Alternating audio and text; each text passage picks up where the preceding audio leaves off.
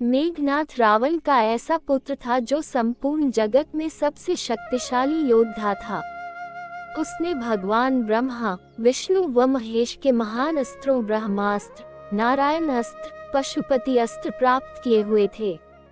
इसके अलावा भी उसके पास कई ऐसे शस्त्र थे जो शत्रु का विनाश कर सकते थे। जब श्री राम के साथ युद्ध में रावण के एक एक करके सभी महान योद्धा, भाई बंधु इत्यादि मारे गए, तब उसने अपने सबसे बड़े पुत्र इंद्रजीत को युद्ध में भेजा।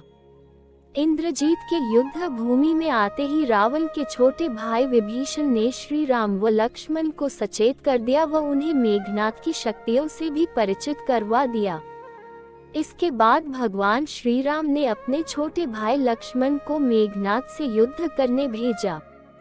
लक्ष्मण स्वयं शेषनाग का अवतार थे जो इस पृथ्वी पर मानव रूप में भगवान विष्णु के अवतार श्री राम की सहायता के उद्देश्य से आए थे। चूंकि लक्ष्मण एक मानव रूप में थे, इसलिए मेघनाथ के राक्षस रूप होने के कारण उनकी शारीरिक शक्ति उनसे कम थी। साथ ही लक्ष्मण उस समय वनवासी का जीवन जी रहे थे, जिसके कारण उनके पास रथ इत्यादि भी नहीं था। दूसरी ओर मेघनाथ के अपना मायावी रथ था, जिसको वह अपनी इच्छानुसार आकाश व पृथ्वी में ले जा सकता था।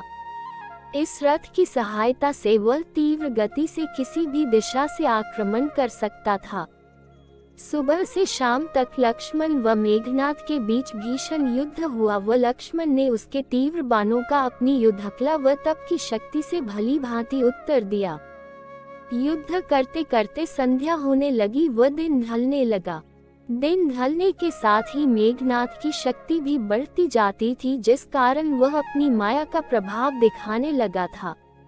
विभीषण को इस बात का पता था, इसलिए उन्होंने भगवान श्री राम को सचेत किया व स्वयं उन्हें युद्ध भूमि में जाकर लक्ष्मण की सहायता करने को कहा।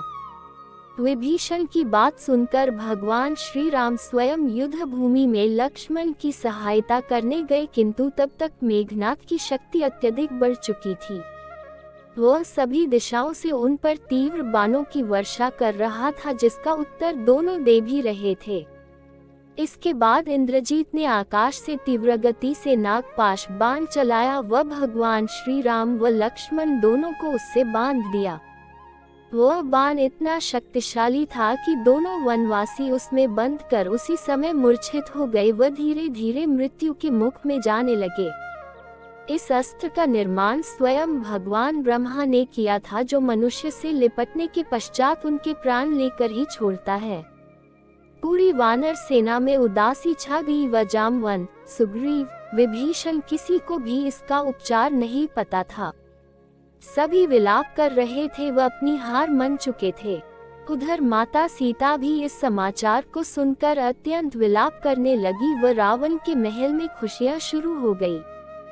इसका केवल एक ही उपचार था, वह था स्वयं गरुड़ देवता के द्वारा नागपाश को काटना। इसका ज्ञान भगवान हनुमान को था और वे तुरंत गरुड़ देवता के पास पहुंच गए। गरुड़ देवता ने पहले इसे भगवान की माया समझकर जाने से मना किया, लेकिन हनुमान व नारद मुनि के समझाने से वे जाने को तैयार हो गए। उन्होंने गरुड़ देवता को सारी बात बताई व अपने साथ लंका ले आए। गरुड़ देवता जैसे ही भगवान श्री राम व लक्ष्मण के पास पहुँचे तो वे उन्हें देखते ही रह गए। उन्होंने अपनी चोंच से कद्रू के पुत्र नागू को काट डाला व भगवान श्री राम व लक्ष्मण को इससे मुक्ति दिलाई। नागपाश से मुक्ति पाते ही उनका प्रभाव कम हो गया व कुछ ही समय में दोनों को चेतना आ गई। चेतना में आने के पश्चात प्रभु ने गरुड़ देवता का धन्यवाद किया। इसके पश्चात गरुड़ देवता फिर से अपने लोक में चले गए व प्रभु पर आई विपत्ति टल गई। For more, like, share, subscribe. Stories for you. Jai Shri Ram.